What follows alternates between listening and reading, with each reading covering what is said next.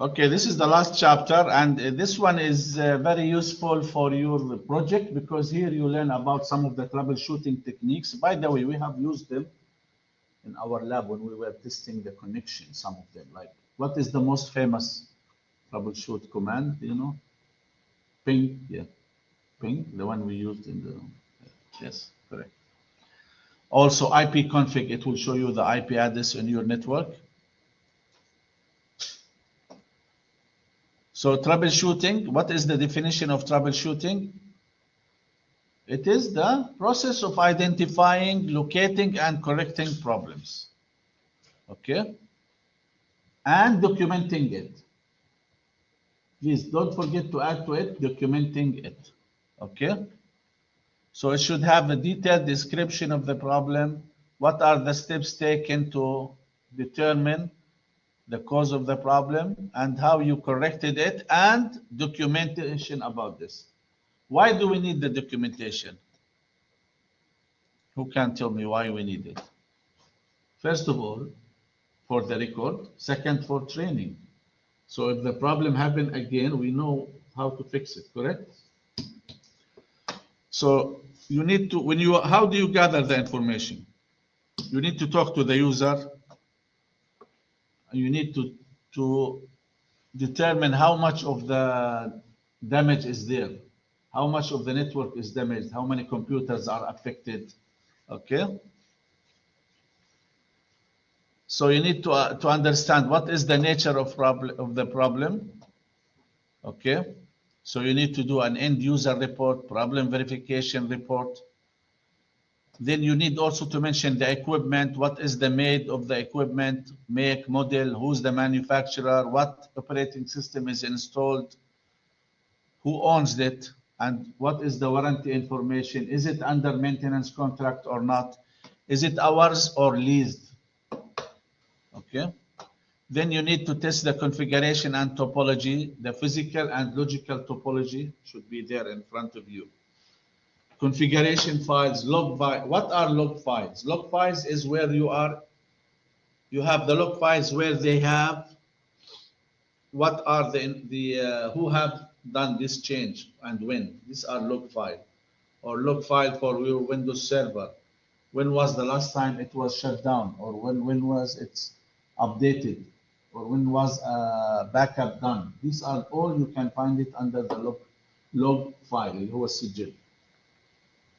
Like if we have a log file for our lab here, then you will have a log file where you enter who is using the lab at this time, what time did they enter, what time did they finish, like that. Then also you should have information about previous troubleshootings, what steps were taken, and which results were achieved. We have, yes? Can troubleshooting occur in an update? When you update the device? Very good question. I received this question before, by the way. Sometimes you receive, you want to upgrade your operating system, or you want to upgrade one application. Always back up before you do that, because sometimes the upgrade of the application or operating system might give you some problems. So you don't want to lose any of your data, okay? So for troubleshooting, we use the structured troubleshooting method. With the structured, we start from the cable itself.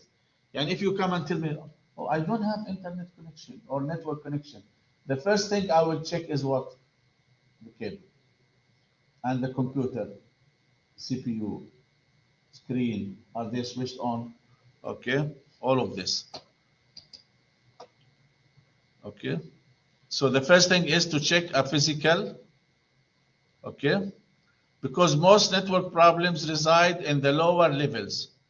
Okay, so we implementing the bottom-up approach is often effective. So troubleshooting method is bottom-up. Bottom-up means you start from the physical layer. Maybe the cable here is loose, or your access point is switched off.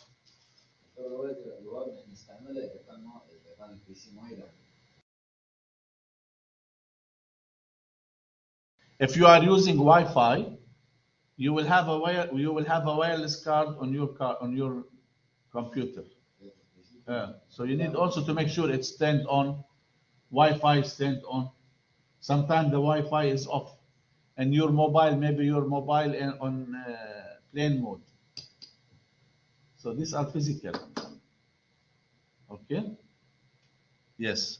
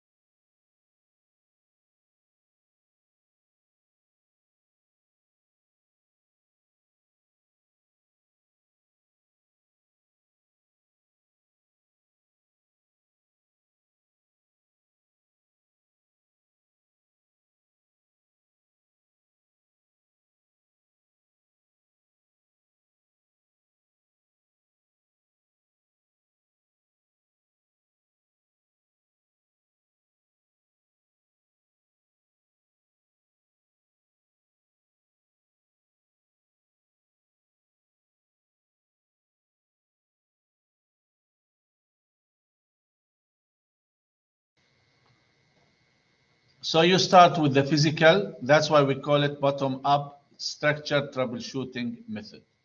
Structured يعني بالدور. Structure. There is a structure. You start from physical, then you go to data link, then you go to network, transport, then the application.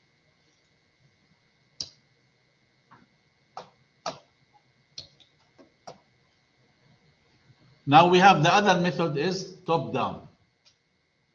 Yeah, now if you come and tell me, okay, my work, I have a file in Packet Tracer and I want to open it in my Packet Tracer, but my Packet Tracer does not open it.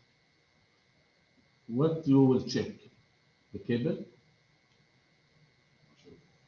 You will check you will not check the cable, you will check the application, you will check your Packet Tracer, is it up to date or not? So this is, you have to decide when to check the physical layer, when to check the application layer. إذا المشكلة بالبرنامج itself, program itself, so you have to check the application, layer 7, okay? Or layer 5 of the TCP/IP. This is the top-down approach. These are some of the common problems. Please read them, look at them. You will find that you have faced some of these in your work. Okay? Physical connection, components, hardware.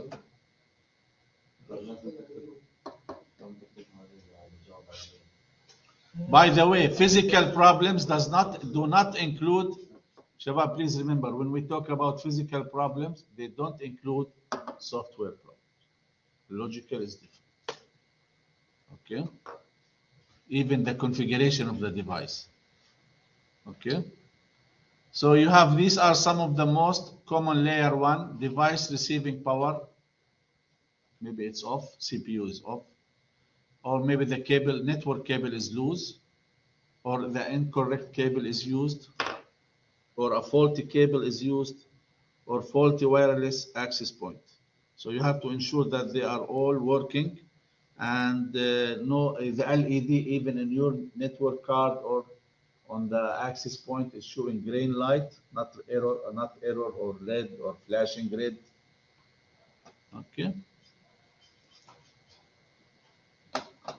These are the commands. Please look at these commands: ipconfig, ping, netstat, traceRT, and nslookup. And this is ping. We know how it does. ipconfig, netstat, display network connections, traceRT, display the route taken to the destination, and nslookup directly queries the name server for the information on the destination domain. This is the nslookup. Okay. traceRT in desktop, but in the router you can put the command IP route. Okay. So here we have some screenshots of each one of them. This is the IP config that we have used. ipconfig all/all will give you all informations, including the MAC address, DNS. ipconfig alone will give you summary information. ipconfig/all will give you detailed information. You have also ipconfig/release. It will release the current DHCP bindings, so that you will get a new IP address, fresh IP address. Renew is to obtain a new DHCP bindings. Ping command. This is the most used network utility. It tests whether or not network devices are reachable.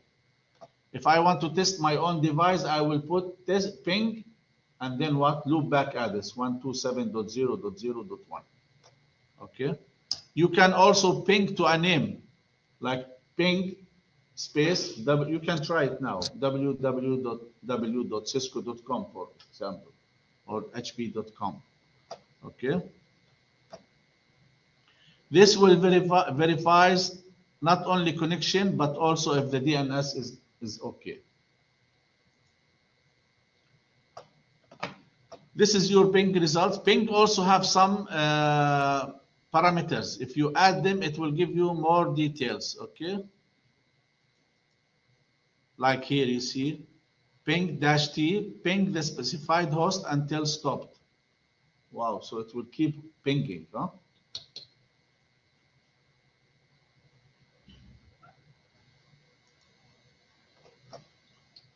Another method for troubleshooting is divide and conquer with ping. Yani, if I have a problem here, look, if I have a problem here, I need to isolate. So if I don't have, if let's say my computer cannot access the internet, first of all, I will make sure that everything is okay on my part here. Then I can go and check on the router side, on the wireless router connection. So this is, we call it divide. So you divide your troubleshooting into areas. We call it divide and conquer. يعني جزء المشكلة. Okay.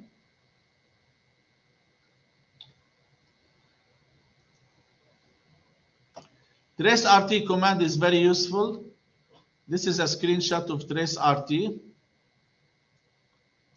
So if we traceRT cisco.com, it will show me the hubs to Cisco. So it will show and how much it took to reach Cisco. So it doesn't go directly. It has to go through your local router. Then it will go from here to another hub. عشان هيك نسميها route. Okay.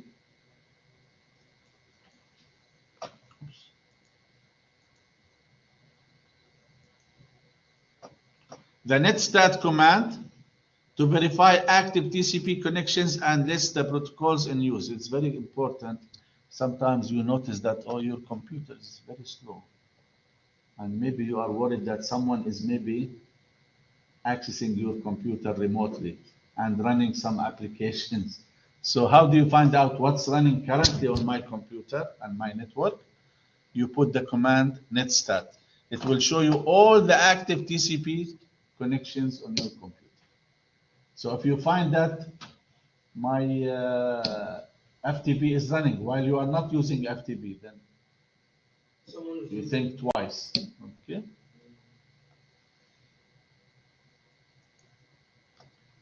The NS lookup, okay, if you have like more than DNS server, okay, so the ISP provides the addresses to be used for the DNS server. Okay, allows the NS lookup allows the user to manually query the name servers to resolve a given host name. All right, so here if I put NS lookup, okay, it will show you your DNS. By the way, those people who are doing ethical hacking course, they learn also about these commands. Yeah, okay. It can be used for troubleshooting.